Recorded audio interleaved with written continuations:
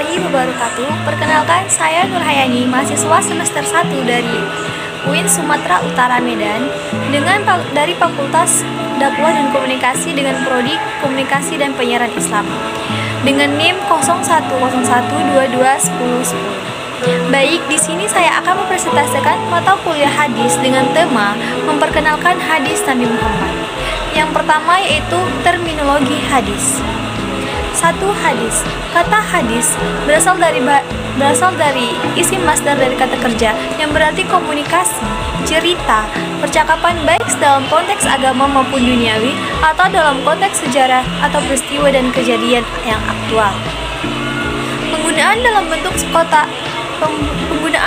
kata sifat atau adjektif mengandung arti yang pertama al-jadid yaitu sesuatu yang baru, lawan kata dari al-qadim yang berarti sesuatu yang lama. Kedua, al-khabar yang berarti berita, yaitu sesuatu yang dipercakapkan atau dipindahkan dari seseorang kepada orang lain. Ketiga, yaitu al-qarib, yaitu sesuatu yang dekat. Dengan demikian, pemakaian kata hadis di sini seolah-olah dimaksudkan untuk membedakan dengan Al-Qur'an yang bersifat al-qadim. Baik, selanjutnya penggunaan kata hadis ditinjau dari sudut kebahasaan tersebut dapat juga ditemukan dalam Al-Quran disebut sebanyak 28 kali dengan rincian 23 dalam bentuk mufrad dan 5 dalam bentuk jamak. Menurut MM Azami, penggunaan kata hadis dari sudut kebahasaan dalam Al-Quran adalah sebagai berikut. Yang pertama, komunikasi religius, pesan dan Al-Quran sebagaimana terdapat dalam Quran Surah Az-Zumar ayat 23. Selanjutnya, cerita duniawi. Cerita duniawi atau kejadian alam pada umumnya seperti dalam Quran Surah Al-An'am ayat 68. Yang ketiga, cerita sejarah atau sebagaimana dalam surah Toha ayat 9. Yang keempat, rahasia dan percakapan yang masih hangat sebagaimana terdapat dalam Quran Surah At-Tarim ayat 3. Selanjutnya, secara terminologi, al-hadis, al-ushul dan ulama fikih berbeda pendapat dan memberikan pengertian hadis. Ada beberapa definisi hadis, adalah yang pertama, segala percakapan Nabi Muhammad SAW, perbuatan dan hal ihwalnya. Hal ihwal yang dimaksud adalah segala pemberitaan tentang Nabi SAW seperti hadis berkaitan dengan kemauan, karakteristik, sejarah, kelahiran dan kebiasaan-kebiasaannya.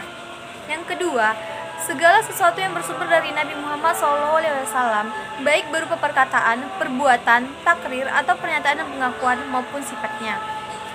Yang ketiga, sesuatu yang disandarkan kepada Nabi SAW, baik berupa percakapan, perbuatan, takrir, maupun sifatnya. Kemudian, sementara itu dari ahli ushul mengemukakan definisi hadis dengan rumusan segala percakapan Nabi SAW, perbuatan dan ketetapannya selain Al-Quran Al-Karim yang dapat dijadikan sebagai dalil untuk penetapan hukum syara.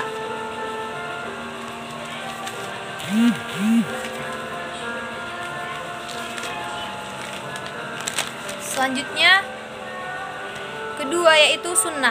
Secara etimologi berarti jalan lurus dan berkesinambungan yang baik maupun yang buruk.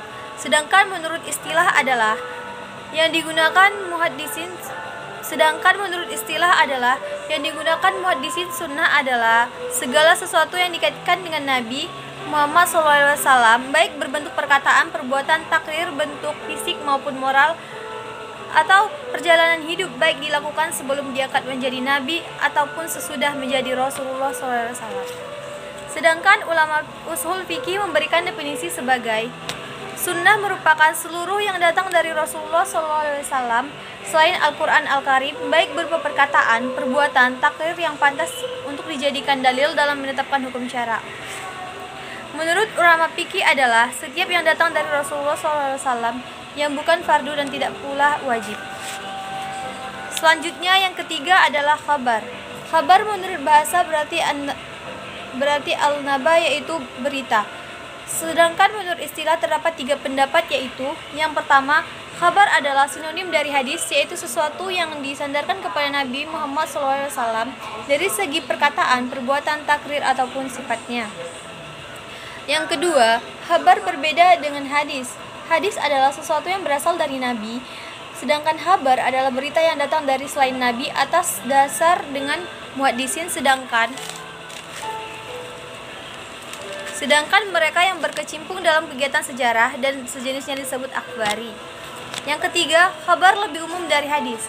Hadis adalah sesuatu yang berasal dari Nabi, sedangkan khabar adalah sesuatu yang datang dari Nabi atau dari selain Nabi orang lain yang memberikan pendapat ini, maka seorang ahli al-hadis atau ahli as-sunnah. Yang keempat, atsar. Atsar secara etimologi berarti baqiat al-asya'i, yaitu sisa atau peninggalan sesuatu, sedangkan pengertiannya secara terminologi adalah ada dua pendapat. Yang pertama, atsar adalah sinonim dari hadis, yaitu segala sesuatu yang berasal dari Nabi SAW.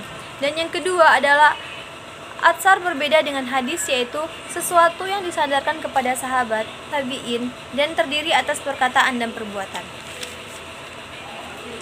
Selanjutnya, kedudukan dan fungsi hadis. Jumhur ulama berpendapat bahwa hadis berkedudukan sebagai sumber atau dalil, serta dalil kedua setelah Al-Quran, dan mempunyai kekuatan untuk ditaati serta mengikut untuk semua umat.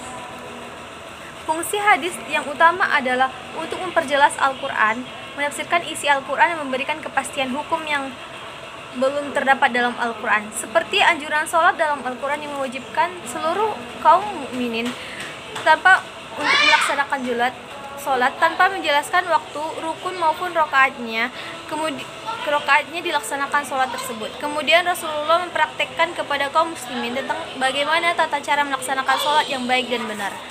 Baik, cukup sekian presentasi saya dengan tema memperkenalkan hadis Nabi Muhammad SAW.